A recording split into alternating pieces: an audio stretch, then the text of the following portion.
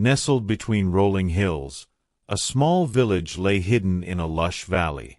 The village was peaceful, surrounded by towering trees and a gentle river that whispered as it flowed.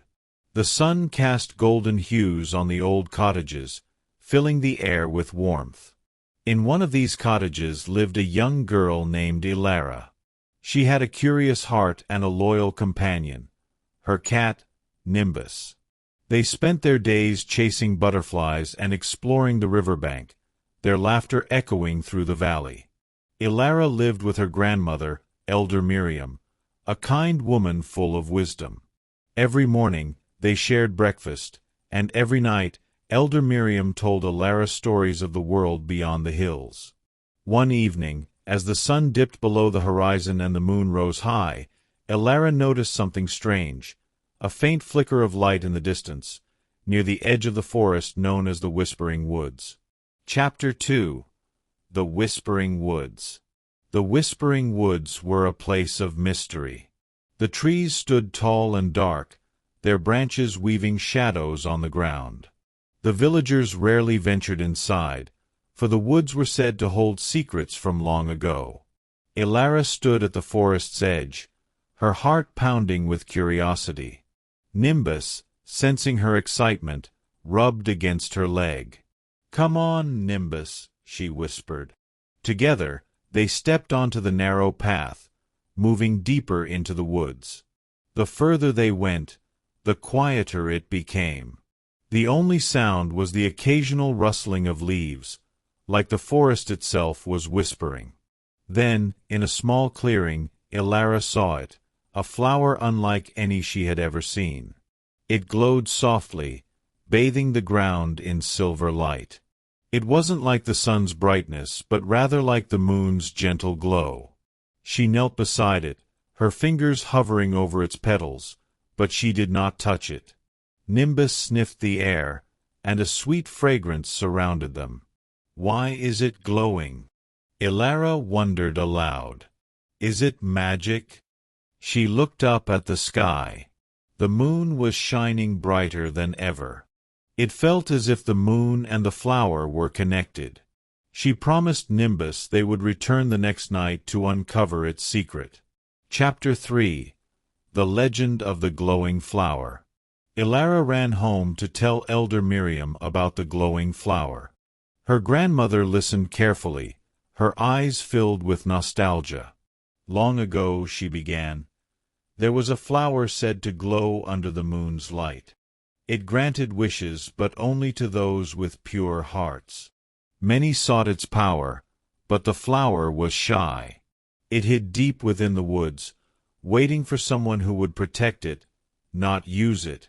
Elara's eyes widened. "Do you think it's the same flower?" Elder Miriam smiled. "Perhaps. But what matters is what you do now. The flower trusted you enough to reveal itself." Elara felt a deep responsibility. She wanted to protect the flower. She wanted to understand its magic. That night, she lay awake, waiting for the world to fall silent so she could return to the woods. Chapter 4. The Moon's Message. Under the full moon, Elara and Nimbus made their way back to the glowing flower. As she stood before it, something incredible happened. She felt a whisper, not in her ears, but in her heart. A message, gentle yet powerful. "You are kind. You are pure. You can protect me." Elara gasped. Was the flower speaking to her? Or was it the moon itself? Either way, she felt a deep connection, as if she had been chosen for something special. She smiled up at the sky, her heart full of wonder. She knew exactly what she had to do. Chapter 5.